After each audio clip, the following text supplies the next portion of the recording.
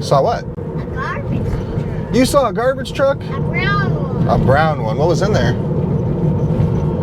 Was it garbage? Yeah. Yeah, I assume so. Hey everybody, welcome back to Tommy's Tesla Tech and Travel. Today we're going to talk about tech, specifically the G7X Mark III and how we've liked it so far since we purchased it.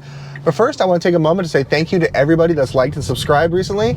We actually just gained 10 new subscribers in the last 2 weeks, which I know doesn't sound like a lot, but for a small channel like ours that we really don't find ourselves getting picked up by the algorithm, that's awesome, so thank you. Our goal is to hit 100 as soon as we can. You can help us by sharing and liking, and also by getting people to subscribe. If you haven't subscribed already, please do so. Charlie, should they subscribe? Yeah. Yeah, Charlie says yes. All right, but let's talk about that G7X Mark III. So let's start off with what's kind of the obvious. Buying a camera like the G7X Mark III is definitely a big investment. Let's start off with the obvious parts. Has it been worth the money? It's a hefty camera price tag for what it is. As a point and shoot, it does come with a $749.99 price tag. We were able to pick it up for $699.99, so after taxes, right around $750. I was very nervous because our G7X Mark II, which retails for around the same price, we were able to get for a steal. I actually picked it up for about $260. And I loved it. I loved the simplicity. I thought the sound, the built-in sound, was more than adequate, especially for the type of sound we were dealing with in the past, and that was always our Achilles heel, as I pointed out. So I was nervous, but I wanted that external mic input for the camera, and my wife, Dana, she said, you know what, go ahead and give it a try if you think it'll be helpful. So I got it, and for all intents and purposes, it has definitely been worth the money so far.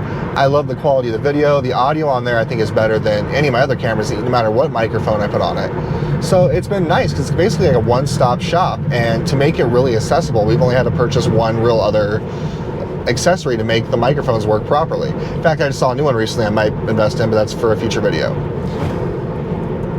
But that price tag is still hefty, so I'm still struggling with how much we paid for the camera, but it's been worth it for what I want to do with it and what our intents and purposes are. Now, the pros and cons. The pro was I was looking forward to shooting in 4K, and if you've noticed in our last few videos, we've been shooting in 4K, and not only shooting in 4K, but consistently. And it just looks really good and sharp, and for that price you pay on that camera, I feel like I'm using, you know, like a $2,000 mirrorless or DSLR camera. So I really think it's been worth the price for the quality of video. But here's my con to it. The first few videos we shot were actually almost identical in appearance and everything else to what we did with the G7X Mark II. So my first thought was, oh man, I paid $750 for a camera.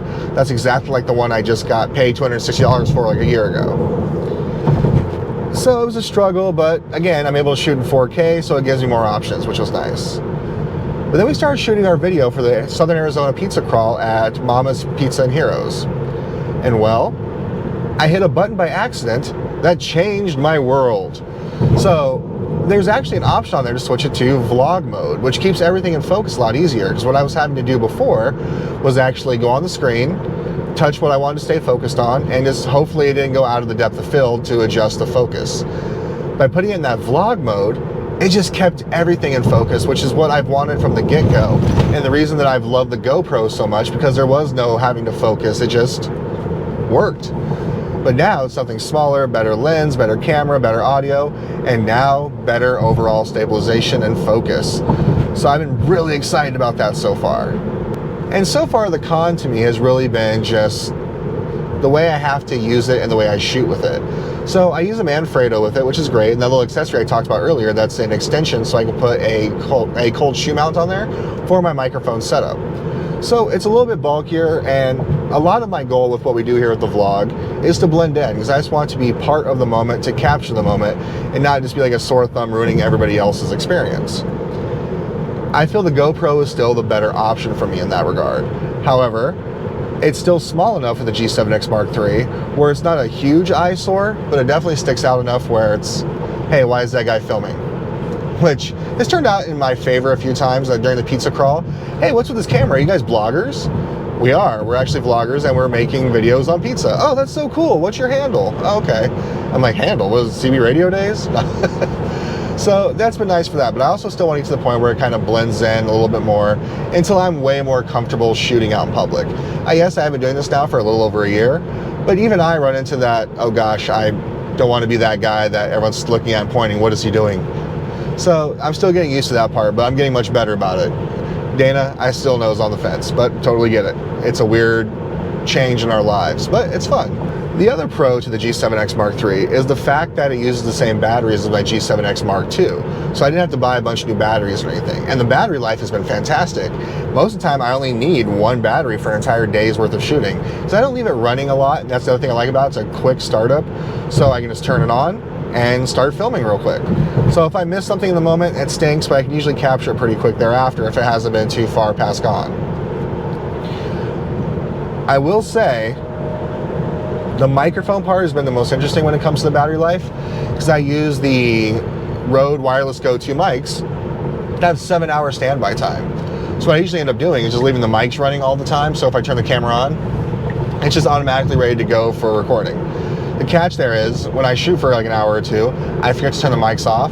Like today, when I go to use them, the receiver's dead or the microphone's dead. Totally forgot to turn them off when we were done shooting. So I gotta get in that habit again, better habit of that. I don't utilize the shotgun mic as much as I used to, because I do think that makes the G7X Mark III a little bit more of an eyesore.